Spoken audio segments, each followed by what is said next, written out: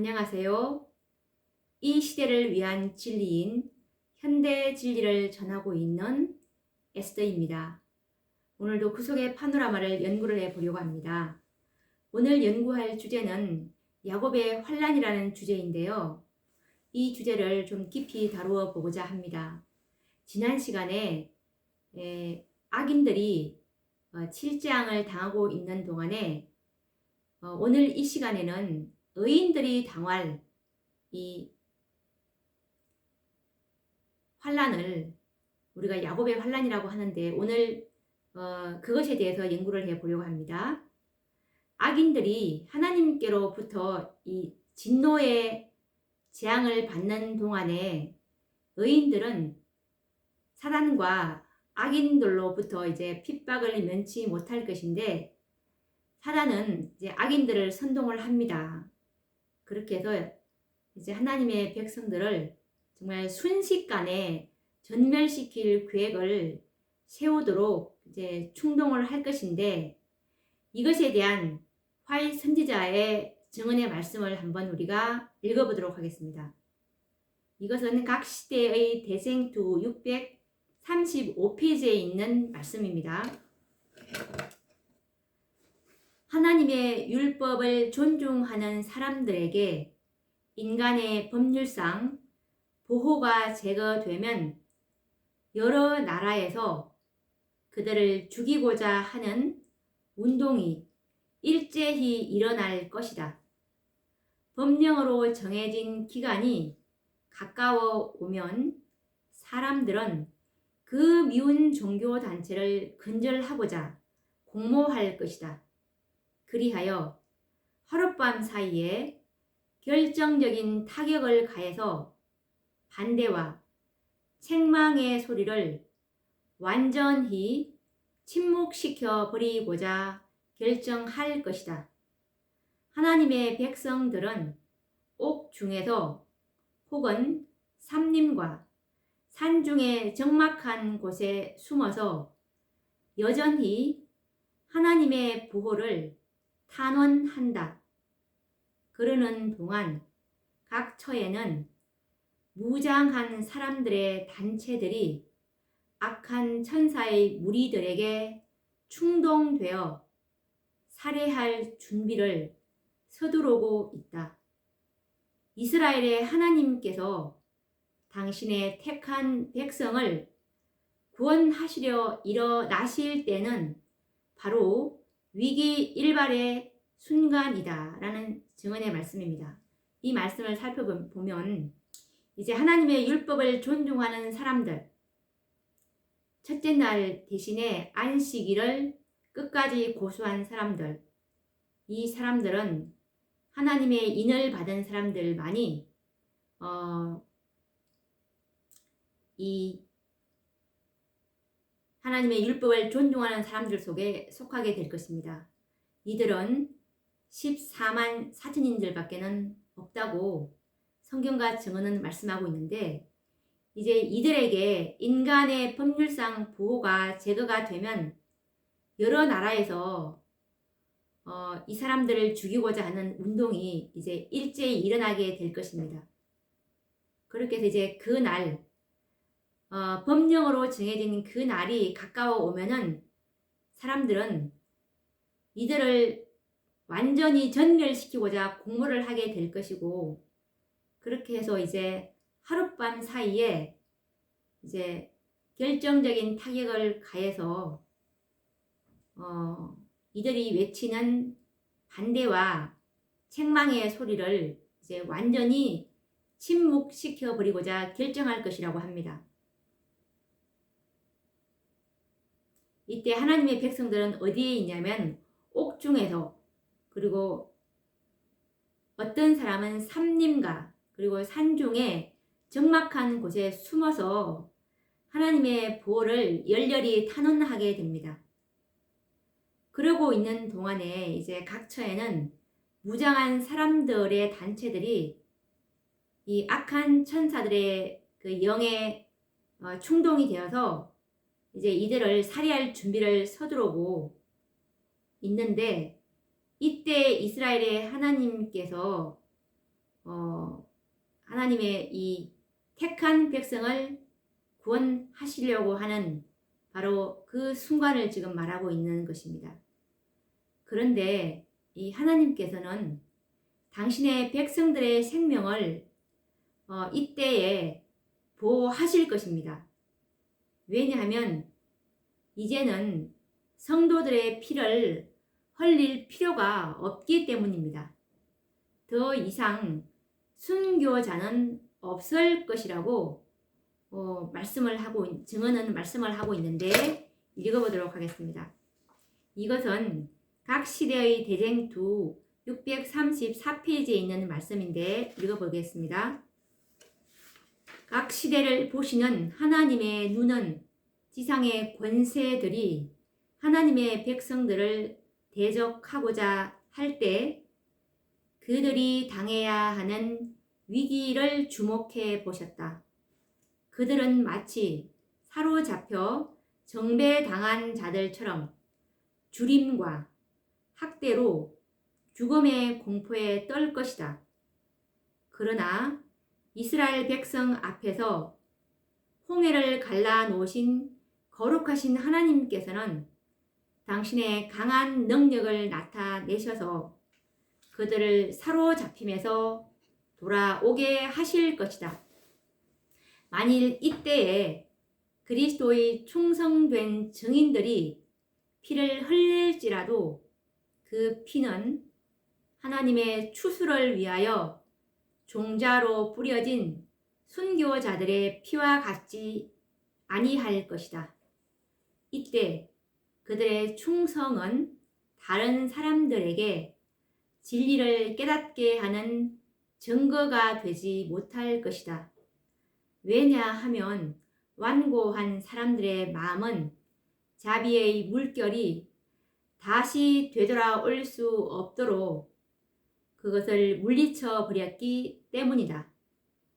만일 의인들이 그들의 원수에게 희생 제물이 되도록 버려진다면 그것은 암흑의 왕의 승리가 될 것이다.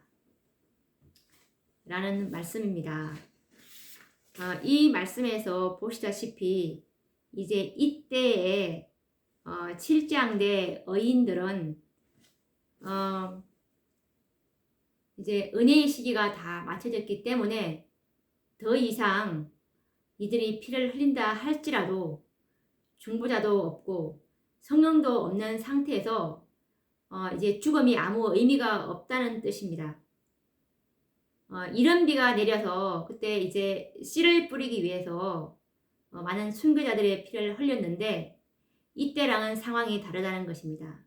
그때는 순교자들의 의미가 있었지만 이 7장 때는 이 피가 의미가 없기 때문에 이때에는 더 이상 순교자는 없을 것이라고 증언은 말씀하고 있습니다. 의인들이 당할 이 야곱의 환난은 생명에 위협을 주는 육체적인 고통보다 죄로 인한 이 정신적인 고통이 더욱 마음을 괴롭힐 것인데 성령이 거두어진 바 된 이 세상에서 육체적으로는 생명의 위협을 받고 그리고 정신적으로는 이 죄에 대한 무서운 정죄를 이 의인들은 받게 될 것입니다. 이때에는 구원의 확신과 그리고 죄의 용서하심에 대한 확신은 없어지게 됩니다. 오직 사단의 무서운 정죄와 악인들의 비난만이 있게 될 것입니다. 그들의 기억 속에 일생 동안 지었던 모든 죄들은 되살아날 것이고 그것은 마치 야복 강가에서 천사와 씨름하던 야곱의 경험과 같을 것입니다. 400명의 군사를 거느린 형 에서가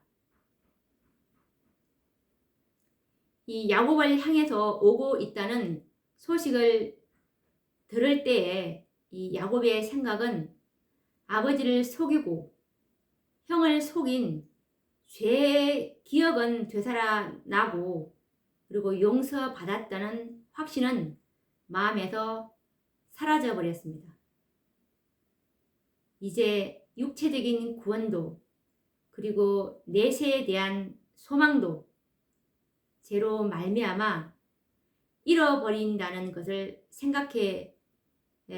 우리가 생각해 볼 때 이 야곱의 상황이 얼마나 절망적일까요?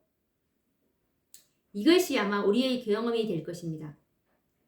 이것에 관련된 증언의 말씀은 각 시대의 대쟁투 618페이지에서 619페이지에 이 야곱의 이런 마음의 상태가 잘 나와 있는데 읽어보도록 하겠습니다. 에서를 충동하여 야곱을 향하여 군대를 진군시킨 것과 똑같이 사단은 환난의 때에 악한 자들을 선동하여 하나님의 백성을 죽이고자 할 것이다. 야곱을 비난했던 것과 똑같이 그는 하나님의 백성을 참소하는 일에 진력할 것이다. 그는 세상을 그의 것으로 간주한다. 그러나 하나님의 계명을 지키는 적은 무리는 그의 최상권을 거부하고 있다. 사단은 그들을 유혹하여 범죄케 한 죄를 정확하게 기억하고 있으므로 그 죄를 하나님 앞에 가장 크게 과장하여 제시하고 그 자신이 하나님의 은총을 받지 못하도록 제거된 것처럼 그들도 똑같이 제거되어야 마땅하다고 주장한다. 하나님의 백성들이 범죄한 것에 대하여 사단이 비난함으로 주님께서는 그들을 끝까지 시험하도록 사단에게 허락하신다. 하나님을 의지하는 그들의 확신과 믿음과 견인불발의 정신은 격렬하게 시험을 받을 것이다. 과거를 회고해 볼 때 그들의 희망은 사라진다. 왜냐하면 그들의 온 생에서 선을 거의 찾아볼 수 없기 때문이다. 그들은 그들의 연약함과 무가치함을 완전히 깨닫는다. 사단은 그들의 상태가 절망적이며 그들의 오점은 영원히 씻어버릴 수 없다는 생각을 갖게 하므로 그들을 위협하고자 노력한다. 그는 그들의 믿음을 파괴시키므로 그들이 그의 유혹에 굴복하고 하나님께 대한 충성을 버리게 하고자 희망한다. 하나님의 백성들이 그들을 죽이고자 열광하는 원수들에게 애워싸일지라도 그들이 겪는 고민은 진리를 위하여 당하는 핍박을 두려워하기 때문에 생긴 것이 아니다. 그들은 아직껏 모든 죄를 다 회개하지 못하지나 않았는가? 혹은 그들의 어떤 결정 때문에 요한계시록 3장 10절 말씀처럼 내가 나의 인내의 말씀을 지켰은즉 내가 또한 너를 지켜 시험의 때를 면하게 하리라 라고 하신 구주의 약속을 성취시키지 못하지나 않을까 하고 두려워한다. 만일 그들이 용서를 받았다는 보증을 얻을 수만 있다면 그들은 고문이나 죽음 앞에서도 위축당하지 않을 것이다 라는 말씀입니다. 이 말씀을 좀 자세히 살펴보도록 하겠습니다.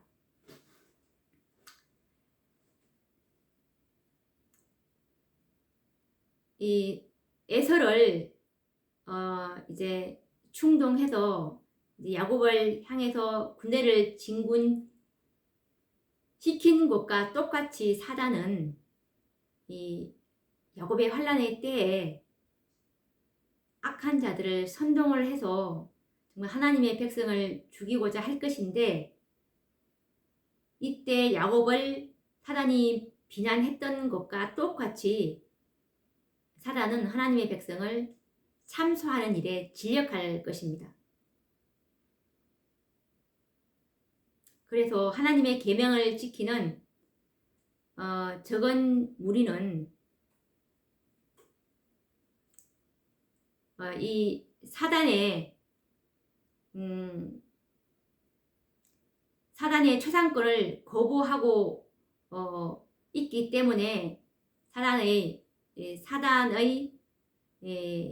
이 참소를 결코 피할 수가 없을 것입니다. 사단은 이들을 예전에 유혹해서 범죄케 한 죄를 정확하게 기억을 하고 있죠. 그래서 하나님 앞에 이들의 죄를 크게 과장하여 제시하고, 마치 사단이 하나님의 은총을 받지 못하고 제거되는 것처럼 이들도 똑같이 제거되어야 한다고 주장을 하는데, 하나님의 백성들이 범죄하는 것에 대해서 사단이 비난을 계속하니까 이제 하나님께서 그들을 이렇게 끝까지 시험하도록 사단에게 허락하시는 것이 이 야곱의 환란인 것입니다. 그런데 하나님을 의지하는 이들의 확신과 믿음과 그리고 견인불발의 정신은 이제 격렬하게 시험을 받게 될 것입니다. 그런데 이들이 과거를 회상해 볼 때 정말 희망은 사라져 버립니다. 왜냐하면 자기 생애를 되돌아볼 때 정말 선은 거의 찾아볼 수가 없기 때문에 그렇습니다. 그래서 이들은 정말 그들의 연약함과 무가치함을 완전히 깨닫게 됩니다. 그들의 상태가 얼마나 절망적이고, 그리고 그들의 오점은 영원히 씻어버릴 수 없다는 생각을 이제 갖게 함으로 사단은 그들을 위협하고자 계속 노력하게 됩니다. 이렇게 해서 사단은 그들의 믿음을 파괴시키려고 하는데, 그렇게 해서 이제 사단의 유혹에 굴복하고 하나님께 대한 충성을 버리게 하고자 희망을 하게 됩니다. 그런데 하나님의 백성들이 그들을 죽이고자 열광하는 원수들에게 에워싸일지라도 이들은 이 핍박을 두려워해서 고민하는 것이 아니라, 아직까지 내가 내 죄를 다 회개하지 못한 것이 있나? 라는 것 때문에 정말 이들은 고민이 깊어만 갑니다.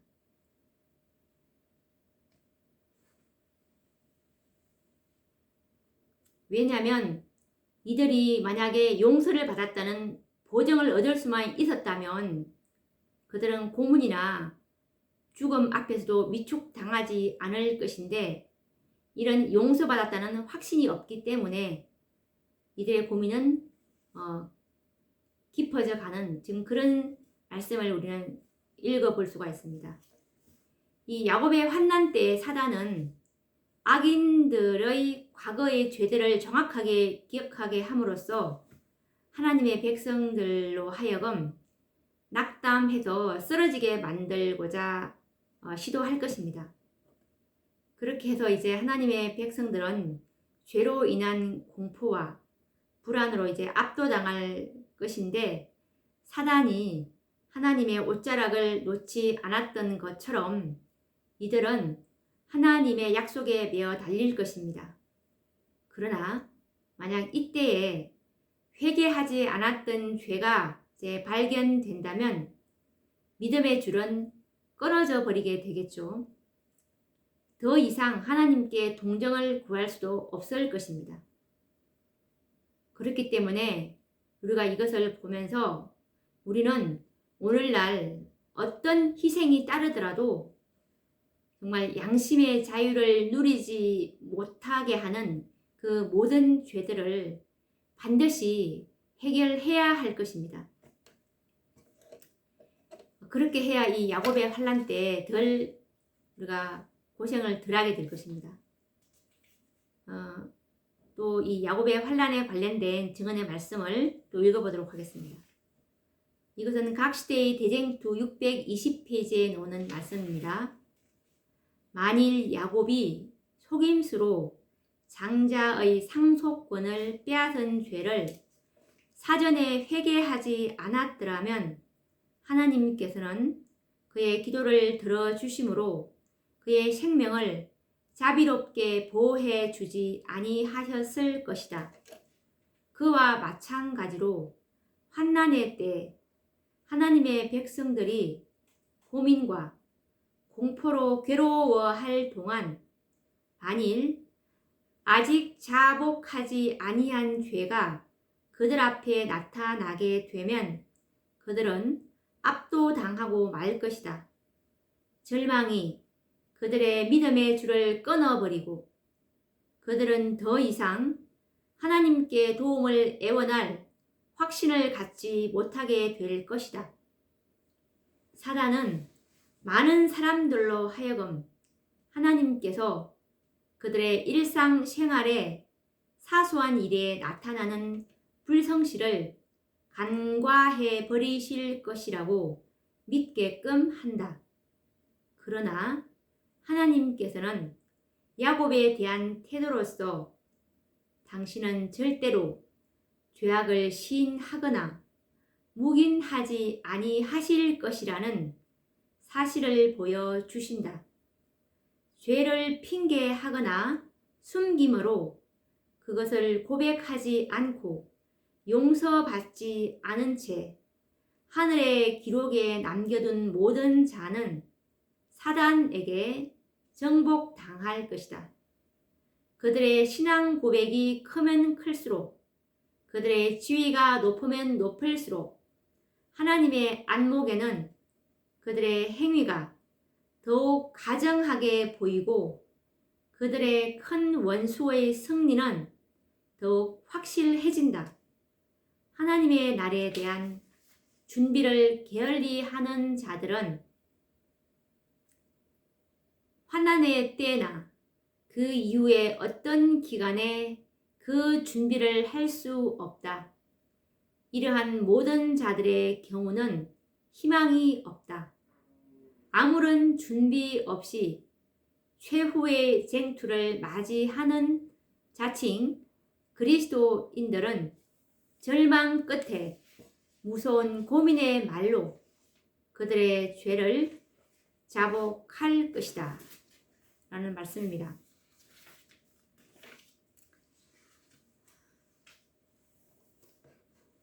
오늘 우리가 이 야곱의 환난을 다루어 보았는데 이 야곱의 환난 때 정말 사단은 많은 사람들로 하여금 사단은 어떻게 생각하냐면 일상생활의 사소한 일에 나타난 그런 불성실은 하나님은 간과해 버리실 것이라고 믿게끔 합니다. 작은 죄, 작은 일의 중요성 이런 것들을 사단은 그건 별것 아니야. 그건 하나님께서 그거는 취급하지 않으실 거야. 괜찮아. 이런 식으로 믿게끔 만듭니다. 그런데 하나님께서 이 야곱에 대한 태도를 보면은 하나님은 절대로 죄악을 시인하거나 묵인하지 아니할 것이라는 그런 사실을 우리는 볼 수가 있습니다. 그래서 죄를 핑계하거나 죄를 숨김으로 그것을 어떤 조그만 죄도 양심에 하나님의 말씀과 비추어 볼 때 정말 어긋난 그런 아주 작은 죄들조차도 양심의 자유를 누리지 못하는 그런 우리가 비록 행위로 나타나지는 않았지만 그런 것조차도 우리는 정말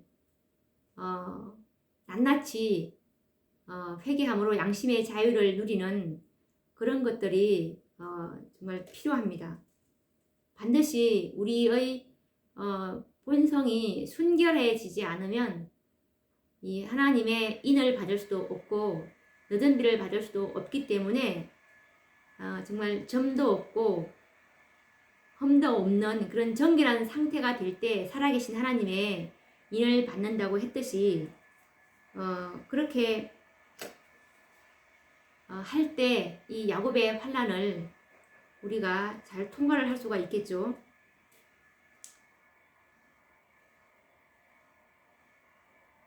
그래서 우리는 이 죄를 핑계하거나 숨김으로 그것을 고백하지 않고 용서받지 않는 채 하늘의 기록에 남겨두는 일이 없어야 할 것이고, 그리고 이때 이 야곱의 환난 때에 살아계신 하나님의 인을 받은 자들은 용서받았다는 그 하늘의 기록책에 그렇게 나와 있다고 했듯이 회개하지 않고 남겨둔 죄는 없다고 했습니다. 우리의 회개와 우리 자복이 예수님과 더 가까이 생애하면 생애할수록 그분을 매 순간 쳐다보면 쳐다볼수록 우리의 상태가 얼마나 죄인임을 더 깨닫기 때문에 정말 작은 죄마저도 회개함으로 이 야곱의 환난 때에는 이 14만 4천인들은 회개하지 않은 죄는 없다고 했기 때문에 정말 앞으로 우리의 회개는 더 깊어질 것이라고 봅니다. 오늘 또 우리가 야곱의 환난에 대해서 다루어 보았는데 다음 시간에도 또 이 7장과 관련된 그런 사건을 또 계속 연구해 보도록 하겠습니다. 다음 시간에는 이 특별부활에 대해서 좀 더 자세히 다루어 보고자 합니다. 그러면 다음 시간에 뵙도록 하겠습니다. 감사합니다.